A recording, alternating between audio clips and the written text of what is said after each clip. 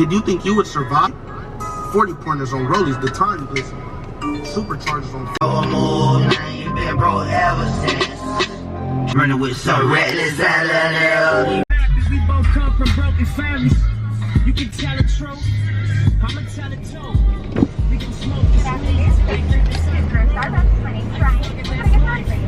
Hi, can I get a venti light ice latte? Ice latte, light ice? Yeah, and then could you add 7 pumps of chai to that?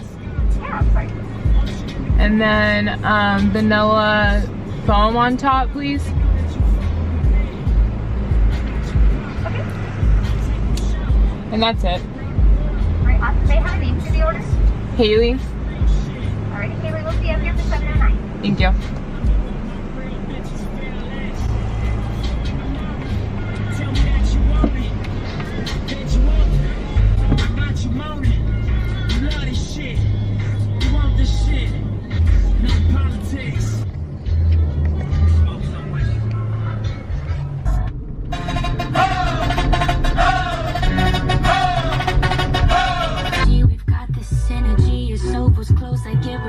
What the hell?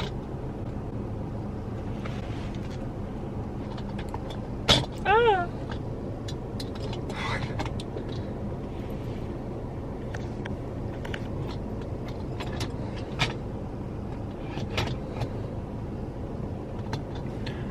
Hopefully this is, let me shut this. Is that better? Okay. I feel like this is as good as it's gonna get for me.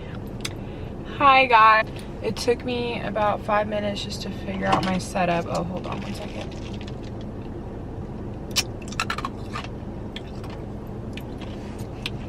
Hello everybody. Welcome back to my channel. Today we're in a little bit different environment, and that's because we're in my car, my new car. Well, it's relatively new in January, but I didn't receive it until the end of February, early March.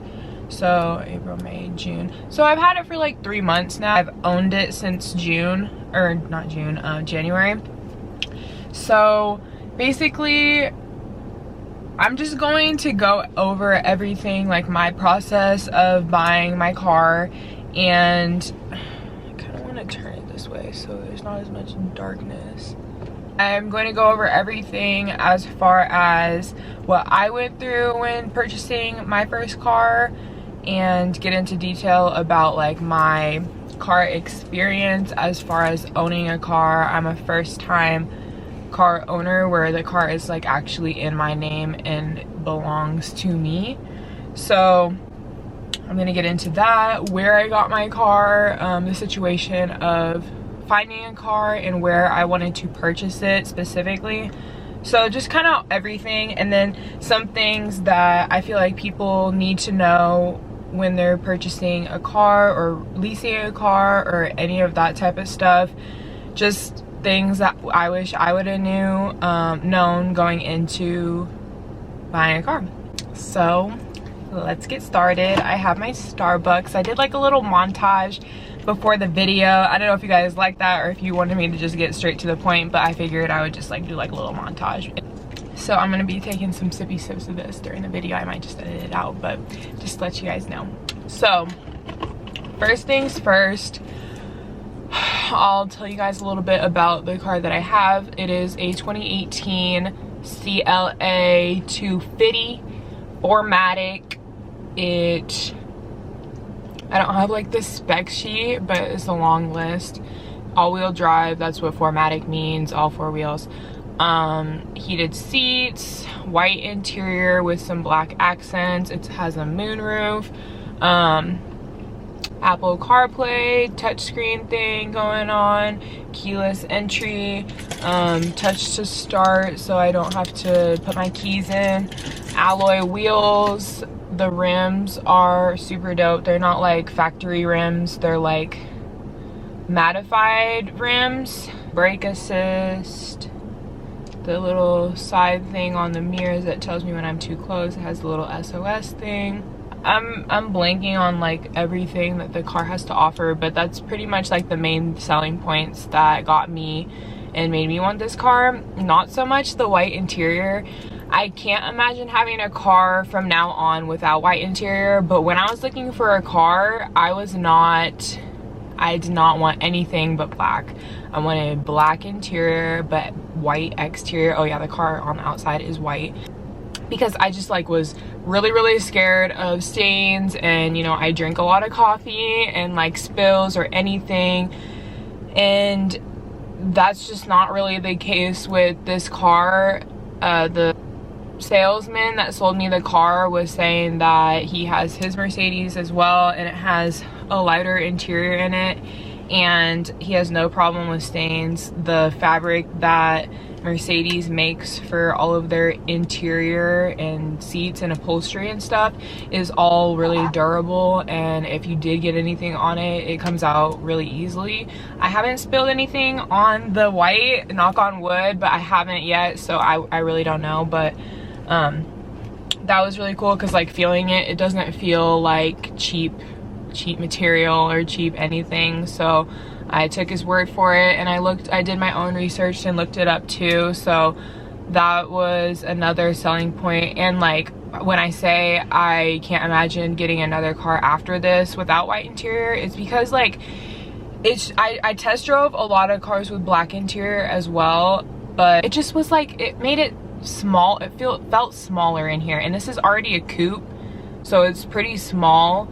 It's more for like, you know, 1 to 2 people in here, and because I'm literally like in the back seat right now, like the car won't, or the seat won't go back any further because I'm literally like touching the back seat. So, and I'm pretty tall, I'm 5'11", so where was I going? Oh yeah, it like felt smaller with the black interior, and with the white it just kind of opens it up more, especially with this moonroof, like the sunroof. It basically takes up the whole front and back, so it opens that up more too.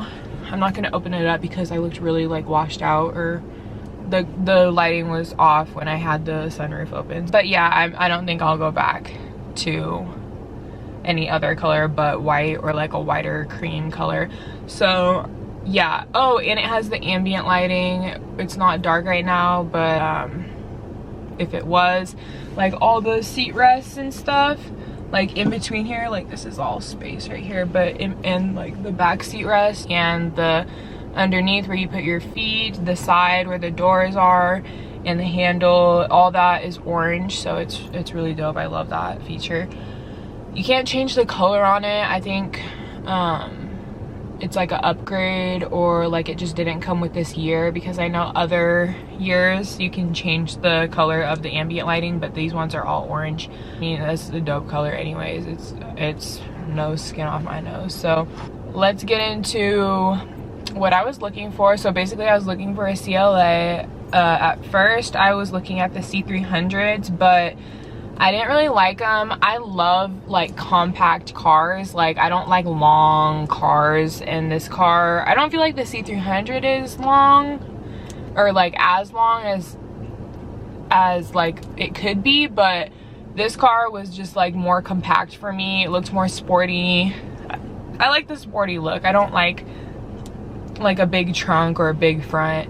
So this car fit that description perfectly. I just loved everything about it, about the specific make, the CLA. So that's what I went with. I was looking for black interior and white exterior, but you know, sometimes you experience things and you see things, and like once you're in it, you actually learn to love it, and that's what happened with this car. So I didn't settle or anything. Like I could have not have even gotten this car, but I chose to get this car because I loved it personally. And that's one tip that I wanted to tell you guys was, like when you're test driving and like when you're seeing these cars for the first time, it's going to be, you know, striking. I don't know, like it's going to be like a whole different reality for you, especially if you're going from a much lower class type of car like I had. And it was a great car. I had my Mazda 3 since my junior year of high school. So okay, so anyways, sorry, my camera cut off, but when you're test driving a car and it's completely different from the car that you are used to driving, you know, you kind of get starstruck and you fall in love with it from the beginning. Like, it's just like, oh, I'm really here. I'm driving a Benz. I would just went from a Mazda to a Mercedes. Like, it's definitely a different feeling, and you just want to buy it on the spot regardless of the price or the features or anything like that. And that's kind of what happened to me. I test drove a 2019 CLA, and it had the black interior, white exterior. It had like 1,000 miles on it. It was basically brand new. They just used it to test drive, I guess, like for people to test drive, not necessarily to buy. So it was basically brand new, had barely any miles on it, and I just fell in love. But they weren't budging on the price, and I kind of got a little butthurt, and you know, I was just like, man, I love this car. Maybe I can just pay more for it. And at the time they were asking for like $3,000 to $4,000 more than what I was willing to pay. So they just weren't budging on the price. Like, I probably would have ended up spending $2,000 or $3,000 more, but like $4,000 was just it was too much. So they weren't budging at all. And mainly because of the mileage, this car only had 8,000 miles on it when I bought it, so it was practically new too. It had very low miles on it, so that was, I mean, everything about this car was great as well. And that's when he got an idea of my budget, and he was just like, you know, we just got this car, we haven't even put it on the website yet, like, do you want to come and test drive it? And you know, it fits your budget, it fits like you want in the car, except for the white interior. But like, if you come down here, I'm sure that you'll like it. So I did. And that day, like, it was just me. Before, it was me, my mom, my dad, and Jordan, my boyfriend. And we like test drove that 2019. And you know, my dad and the salesman, like, you know, knew each other. They got to know each other. My dad is very talkative, and my dad is very assertive, and he was a salesman when he was a while ago. So like, he kind of knows the game. He's bought in a lot of cars. He's, you know, he does the thing. He knows what people, you know, the angles that people come at when you're trying to buy a car. I will always take my dad with me when I go to get a car, just because he's kind of intimidating. He knows what he's talking about. He's a man. He's older. So like, those are two qualities that I don't have, that people use against me, because I am a female and I'm young. And you know, my dad won't have that, and he made that clear. And you know, my parents are also looking for cars. So I got my car from Mercedes-Benz of Wilsonville, which is in Oregon. And I mainly got it in Oregon just because they have a bigger selection rather than Vancouver. The tax situation was also a factor. And yeah, that's pretty much why I got it in Oregon. And if you guys didn't know, I was born in Portland and was raised in Vancouver, which is pretty close to Portland. So that's why I decided to get it there. I live in Reno with my boyfriend because I went to school out here, and now we're just living here. But I got my car in Oregon. I'm a Washington resident. I'm not a Reno or I'm not a Nevada resident. I got it out there, and they were basically saying like, my dad was using his stuff against him that he knew. He was like, hey, like, you know, if you give my daughter a good deal, me and my wife are looking for cars, we're gonna be in the market. My wife definitely wants a Mercedes because my mom does want a Benz, and she's gonna be getting one here soon. Like, treat my daughter right, and we'll definitely become customers and buy from you again, and blah blah blah. People coming, and I don't really want to film in front of them. Hold please. Okay, we back. Anyways, so yeah, like, my dad, he will always come with me to buy my cars just because he has that advantage, and I feel like he knows how to talk to people. And yeah, I don't know, he's just definitely a great tool for me to use. So if you guys have anybody like that, or even just, I know it's shitty, but like if you are a woman, especially trying to buy in any car, it doesn't matter if it's a Mercedes, if it's a luxury car, if it's anything, any type of car, like I feel like you should always at least bring a male with you, just because it's shitty. But most of the time people see that as a weakness, and that like you don't know what you're talking about, or you don't know what they're talking about, or whatever. So just to bring them there with you, like obviously you go in there with all the confidence in the world and knowing what you're talking about and being firm and assertive with what you want. But at the end of the day, people are just like, people are just people. It's not right and it's not equal at all. But when you're putting up thousands of dollars to purchase something, like you need to demand that type of respect and show them an image that you can't be disrespected or misled or be seen as incompetent, that you don't know what people are talking about when purchasing a vehicle. So anyways, brought all my family with me, and then that 2019 didn't work out. I test drove this, I fell in love with this, and let my parents know. I filed for payments.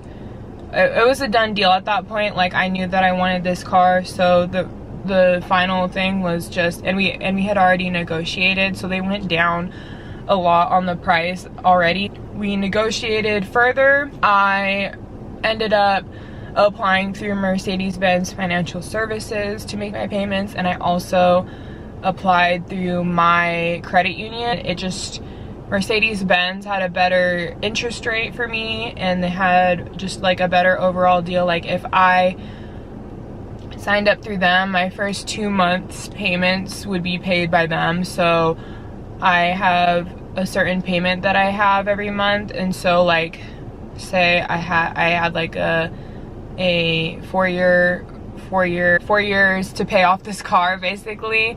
They just took down 2 months of the payments, so now I have, you know, 3 years and 10 months left. So I thought that was good. I had a really good interest rate.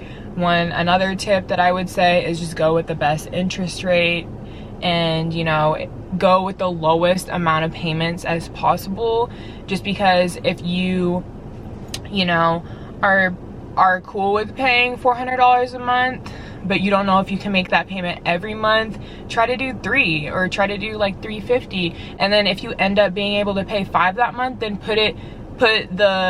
okay, so if your interest rate is $400 a month, or not your interest rate, if your payments are $400 a month, but you can put up $500 that month, pay towards the car and the principal, that $400, and then the extra $100 pay just towards the principal, not the interest, because that's where it gets you.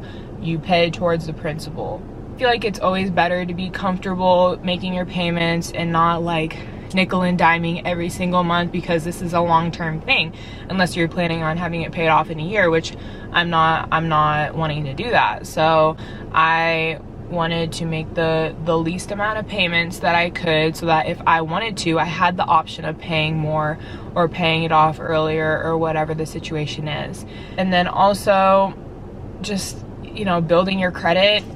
Having good credit is very powerful, especially when buying a car, buying a house, renting things, just all of that. Is your credit is very important, and building it early is definitely a win for you if you're doing that now and you're young. My mom helped me build my credit when I was young, so I am very thankful for that. I have damn near perfect credit, so I can basically, you know, if I have the funds, I look good to people that I am buying from. So that's another thing that's also very important. Oh, the warranty. I paid an extra $3,000. I'll say that. I paid an extra $3,000 for an extended warranty on this car.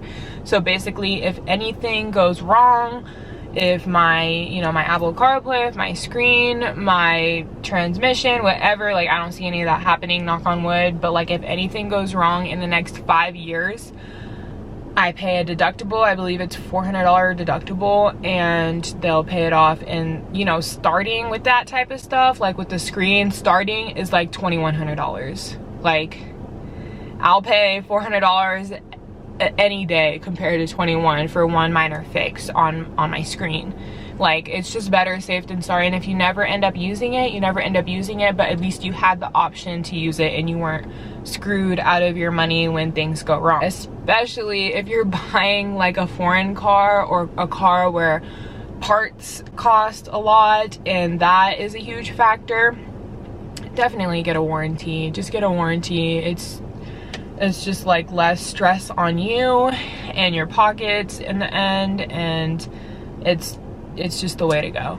So yeah, I got the warranty. So that was another reason why I didn't want to get a car that was way over my budget, like $4,000, because I knew that I was going to be getting a warranty. So I was already going to be over my budget, $3K, and then a car that was $4K over, like I would have been $7,000 over my budget, and that's just not comfortable for me. So, and I didn't want to sign like a 6-year lease or 6-year contract to get the car paid off. And yes, I'm not leasing this car, I am paying it off, and once I pay it off, I own this car. This is my car. Oh, and then another thing, another tip that I would say is definitely save your money in advance. I did not just go into the dealership wanting a Benz and wanting to ball out and not having any money to my name. I saved for years. I've been saving for years. I did not have to pay for my first car, the Mazda, but I'm damn sure have to pay for this myself. And if I'm paying for a car myself, I want it to be whatever I want it to be. I wanted it to be a Mercedes. I know, like, for a second car at 22 years old, that might be a lot for people, but I felt comfortable making this commitment because of the income that I have coming in and how much money I have saved already up front, the cushion amount that I've saved. Because if you think about it, like, if you were to get laid off from your job tomorrow, like, you can't be depending on every month's check to cover your rent and your car payment and your groceries and this and that. Like, if that falls through, you need to have money saved up, money in the bank for a rainy day or rainy months if you're still looking for a job after you get laid off. Like, that's very important. And I saved up over half the amount of this car before I bought it. So, you know, if I did get laid off tomorrow, knock on wood again, but if I did get laid off tomorrow, I could pay this car off for the next 3 years and not work a day in those 3 years. So just to put that into perspective, like, I'm not saying you need to, you know, if you want a $50,000 car, you need to save up $25,000 before you get it. I'm just saying, like, making those cushion savings is definitely going to help you in the long run if an unfortunate scenario does occur. So that's definitely something to think about. But yeah, that's what I did. And then also with the money that I saved up, I put up a large amount up front. That was to decrease the payments every month for me, and, you know, just decrease the amount of debt that I was in. So I paid off a large lump sum of this car. And what is this car doing? I'm like on this road that's like not even supposed to be a road. It's like a lot of construction going on. Yeah, I'm going to conclude this video pretty soon. Those are kind of like the main tips and things that are stuff to be mindful about when buying a car and purchasing a vehicle, any vehicle. And I just think that it's some stuff that people need to know, and definitely be educated on credit, interest, financing, different types of financing, applying for loans, servicing the vehicle, the upkeep on the vehicle, how often you need to get the oil changed or do tune-ups, and how much that's going to be when you do that. And then just past history of the vehicle, or asking for the Carfax and for the history on your car before you purchase it, if it's been salvaged or if it's been in an accident or anything. Like, you need to know that, and you need to know that some of those things are red flags, and that's a no-go for getting that car. I'm sorry, like, you can't go into the car with it being salvaged or like new parts being added to it, and thinking that you're not going to run into any problems down the road that's going to end up hitting your pockets. Another thing to definitely consider. Yeah, I'm pretty sure that's it. I might do like a part 2 if I just like forgot anything, or I might do like a car tour. If you guys want to see that, please definitely let me know. Or if you guys had any specific questions about my experience or any tips for me to give you. Granted, like, I know that this is my first car, but my parents are very experienced when it comes to buying and purchasing and leasing. I have learned a lot through them, and you know, with the credit situation, my parents both have very great credit, and that's also a very important learning aspect for me as well that I have been put onto. So yeah, just if you guys have any other questions or, you know, curiosity type stuff, feel free to ask me. And yeah, that's pretty much it. Thank you guys for watching, and I will see you for my next video. Bye.